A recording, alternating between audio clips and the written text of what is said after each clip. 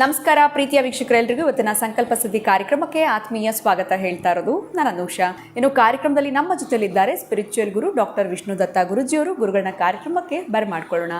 ನಮಸ್ತೆ ಗುರುಗಳೇ, ಕಾರ್ಯಕ್ರಮಕ್ಕೆ ಆತ್ಮೀಯ ಸ್ವಾಗತ. ಒಳ್ಳೆದಾಗಲಿ ಗುರುಗಳೆಲ್ಲೋ ಒಂದು ಮಾತಿದೆ, ಹಾಸಿಗೆ ಇದ್ದಷ್ಟು ಕಾಲು ಚಾಚು ಅಂತ.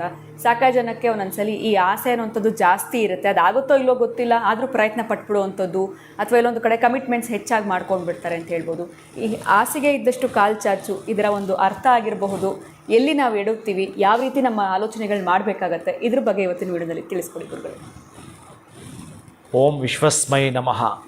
ಪ್ರೀತಿಯ ಬಂಧುಗಳೇ, ಹಾಸಿಗೆ ಇದ್ದಷ್ಟು ಕಾಲು ಚಾಚು, ಕಾಲಿದ್ದಷ್ಟು ಹಾಸಿಗೆ ಹೊಲಿಸ್ಕೊಂಡ್ರೆ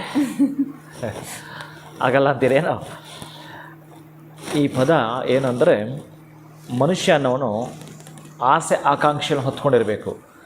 ಏನೂ ಆಸೆಗಳಿಲ್ಲದೆ ಮಂಕಾಗಿ, ಲೇಜಿಯಾಗಿ, ತುಂಬ ಸೋಂಬೇರಿಯಾಗಿ, ಅಪ್ಪ ಹಾಕಿರೋ ಹಾಲದ ಮರ ಅಂಥೇಳಿ ಏನೋ ತಿಂದ್ಕೊಂಡು ಕಾಲಹರಣ ಮಾಡ್ತಿದ್ದಾರಲ್ಲ, ಅದಕ್ಕಿಂತಲೂ ಈಗ ನೀವು ಹೇಳ್ತಾ ಇದ್ದೀರಲ್ಲ, ಆ ಹಾಸಿಗೆಯನ್ನು ಓವರ್ಟೇಕ್ ಮಾಡಿ ಕಾಲಿಡೋದು ಸ್ವಲ್ಪ ಮಟ್ಟಿಗೆ ಕರೆಕ್ಟೇ. ಆದರೆ ಕೆಲವು ಗಾದೆಗಳು ನಾವು ಆಳವಾಗಿ ಅಧ್ಯಯನ ಮಾಡಿದಾಗ, ಅದಕ್ಕೆ ನಾನು ಕೆಲವರಿಗೆಲ್ಲ ರೆಮಿಡೀಸ್ ಹೇಳ್ತಿರ್ತೀನಿ. ಎಷ್ಟೋ ಜನಕ್ಕೆ ಆಗತ್ತೆ, ಕೆಲವರು ಆಗದೇನೂ ಇರ್ಬೋದು. ಎಷ್ಟೋ ಜನಕ್ಕೆ ಶೀಘ್ರವಾಗಿ ಆಗ್ತವೆ, ಇನ್ನು ಕೆಲವು ನಿಧಾನಕ್ಕಾಗತ್ತೆ. ಅದಕ್ಕೆ ನಾನು ಆವಾಗ ಹೇಳ್ತೀನಿ, ದಯವಿಟ್ಟು ನೀವು ಅಪಾಯಿಂಟ್ ತೊಗೋಬೇಡಿ, ನನ್ನನ್ನು ಭೇಟಿಯಾಗೋ ಪ್ರಯತ್ನವೇ ಮಾಡಬೇಡಿ, ಯಾವುದೇ ಕಾರಣಕ್ಕೂ ಕೂಡ ಅದು ಮಾಡಬೇಡಿ. ಅಲ್ಲಿ ನಂಬರ್ ಏನಾದರೂ ಹಾಕಿರ್ತಾರೆ ಅಂತಂದರೆ ಏನೋ ಡೌಟ್ಸ್ ನಿಮ್ಗೆ ಕ್ಲಿಯರ್ ಮಾಡಲಿಕ್ಕೆ ಅಪಾಯಿಂಟ್ ತೊಗೊಂಡು ಬಂದು ಭೇಟಿಯಾಗಿ ಈ ಸಮಸ್ಯೆನೇ ಮಾಡಲಿಕ್ಕೆ ಹೋಗಬೇಡಿ, ಯಾವುದೇ ಕಾರಣಕ್ಕೂ ಮಾಡಬೇಡಿ. ಇದೆಲ್ಲ ನಾನು ಯಾಕೆ ಹೇಳ್ತೀನಿ ಅಂತಂದರೆ, ನೀವು ಹೇಳಿದ್ರಲ್ಲ ಈಗ, ನನ್ನ ಕಡೆಯಿಂದ ಒಂದು ಮೆಸೇಜ್ ಕೊಡಬೇಕು ಜನಕ್ಕೆ. ಎಲ್ಲೋ ಒಂದು ಕಡೆ ಈ ಪುರಾಣ ಹೀಗೆ ಹೇಳಿದೆ, ಈ ವೇದ ಹೀಗೆ ಹೇಳಿದೆ, ಈ ಸ್ತೋತ್ರ ಹೀಗೆ ಹೇಳಿದೆ, ಒಂದೊಂದು ಆಕಾಂಕ್ಷೆಗಳಿದೆ.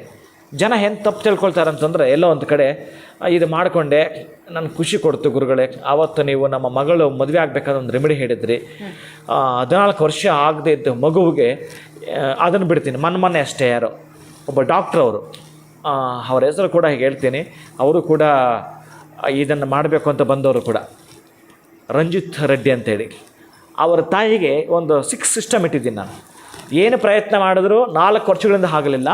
ಆ 6 ಯಂತ್ರಗಳನ್ನು ಒಂದು ಸ್ಟಿಕ್ ಮೀನ್ಸ್ ಕೃಷ್ಣನ ಕೊಳಲು, ಅದರ ಒಳಗಡೆ ಏನು ಮಾಡಬೇಕು ಅದನ್ನು ಮಾಡಿ, ಪ್ರೋಟ್ರಾನ್, ನ್ಯೂಟ್ರಾನ್, ಎಲೆಕ್ಟ್ರಾನ್ ಟೈಪಲ್ಲಿ ಬರುತ್ತೆ, ಸತ್ವಗುಣ, ತಮಗುಣ, ರಜಗುಣ ಅಂತ. ಇದೆಲ್ಲವೂ ನನ್ನ ಸ್ಟಡಿ ಆಗಿರೋದ್ರಿಂದ ಜನಕ್ಕೆ ಉಪಯೋಗ ಆಗಲಿ ಅಂತೇಳಿ 6 ಯಂತ್ರಗಳನ್ನು ಇಟ್ಟಿದ್ದೇನೆ. ಅಮ್ಮ, ನಿಮ್ಮ ಮಗನಿಗೆ ಈ ಒಂದು ಯಂತ್ರವನ್ನು 1ನೇ ತಿಂಗಳಲ್ಲಿ ಮುಟ್ಟಿ ನಮಸ್ಕಾರ ಮಾಡಿಕೊಳ್ಳಬೇಕು. ನೆಕ್ಸ್ಟ್ 2ನೇ ತಿಂಗಳಲ್ಲಿ ಪೂರ್ಣ ಬಂದಾಗ ಮುಟ್ಟಿ ನಮಸ್ಕಾರ ಮಾಡ್ಕೊಳ್ಬೇಕು. 3ನೇದು ಬಂದಾಗ ಮುಟ್ಟಿ ನಮಸ್ಕಾರ ಮಾಡ್ಕೊಳ್ಬೇಕು. 2 ಡೇಸ್ ಬ್ಯಾಕ್ ನನಗೆ ಅವ್ರಿಗಿಂದ ಕರೆ ಬಂತು. ಇವ್ರಿಗೆ ಏನು ಮಾಡಿಕೊಟ್ಟಿದ್ರು ಕೂಡ ನನಗೊಂದು ಸ್ವಲ್ಪ ಡೌಟ್ ಇರುತ್ತೆ, ಏನು ಮಾಡೋದು. ಬರೀ ನಾನು ಕೊಟ್ಟಿರೋ ಎಷ್ಟು ಟಾರ್ಗೆಟ್ ಅವ್ರಿಗೆ 6 ತಿಂಗಳು. 6 ತಿಂಗಳ ಒಳಗಡೆ ಪಾಪ ಈಗಾಗ 4 ವರ್ಷದಿಂದ ಆಗ್ತಾ ಇಲ್ವಲ್ಲ, 4 ವರ್ಷಗಳಿಂದ ಹುಡುಕಾಟ ಮಾಡ್ತಿದ್ದಾರೆ. ಬಟ್ ಈಗ ನಾನು ಈ ಅಭಿಮಂತ್ರಿತ ಮಾಡಿರ್ತಕ್ಕಂಥ 6 ತಿಂಗಳು ಆಗಲಿಲ್ಲ ಅಂದರೆ ಅವ್ರಿಗೂ ಎಷ್ಟು ಭಯ ಇರುತ್ತೋ ನನಗೂ ಅಷ್ಟು ನೋವಿರುತ್ತೆ. ಆಗ್ಲಿಂದ ಏನು ಮಾಡೋದು?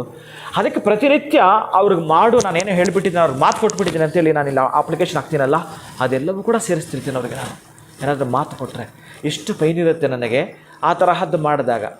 ಈಗ ಹಾಸಿಗೆ ಇದ್ದಷ್ಟು ಕಾಲು ಚಾಚು ಅನ್ನೋದರ ಅರ್ಥಗಳು ಎಲ್ಲಿಗೆಲ್ಲಿ ಕೊರುತ್ತೆ ಅಂತಂದರೆ, ಆಸೆಗಳನ್ನ ಇಟ್ಕೊಳ್ತಕ್ಕದ್ದು ಕರೆಕ್ಟೇ, ಆದರೆ ವಿಪರೀತವಾಗಿ ಈ ಕಡೆ ಹಾರ ಕತ್ತಲಿಲ್ಲ 3 ಇಳಿಲಿಲ್ಲ ಅಂತಕ್ಕಂಥದ್ದು ಇದೆಯಲ್ಲ, ಅಲ್ಲೆಲ್ಲೋ ಸಿಕ್ಕಾಕೊಳ್ತಕ್ಕಂಥದ್ದು, ತ್ರಿಶಂಕು ಸ್ಥಿತಿ ತಲುಪ್ತಕ್ಕಂಥದ್ದು ಅಲ್ಲ.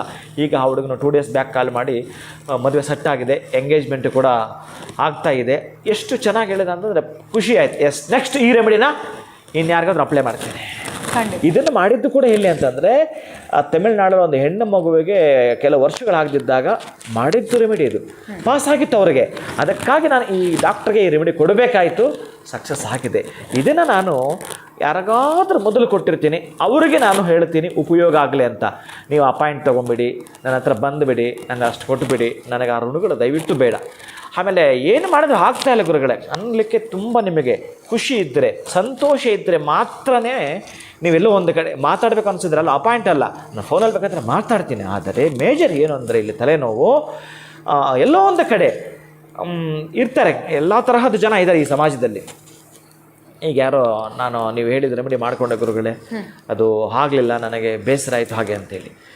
ಅದೇ ರೆಮಿಡಿನ ಅವ್ರು ಎಲ್ಲಿರೋದು ಅಂತ ಕೇಳಿದೆ ಅವ್ರಿಗೆ ನಾನು, ಎಲ್ಲೋ ಹೊಸಕೋಟೆ ನಿಯರ್ ಅಂತ.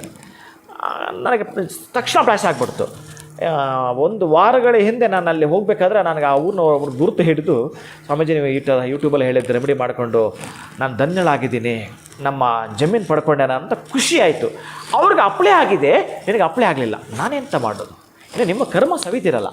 ಸ್ವಲ್ಪ ನಿಧಾನಕ್ಕೆ ಪ್ರತಿಯೊಬ್ಬರಿಗೂ ನಿಮ್ಮ ಹತ್ರ ಒಂದು ಆಭರಣ ಇರಬೇಕು, ನಿಮ್ಮ ಹತ್ರ ಒಂದು ಜಲ್ಸ್ ಇರಬೇಕು. ಅದು ತಾಳ್ಮೆ, ಪೇಷನ್ಸ್ ಅಂತಕ್ಕಂಥ ಆಭರಣ ಇತ್ತು ಅಂದರೆ ಶತಸಿದ್ಧ ಆಗತ್ತೆ.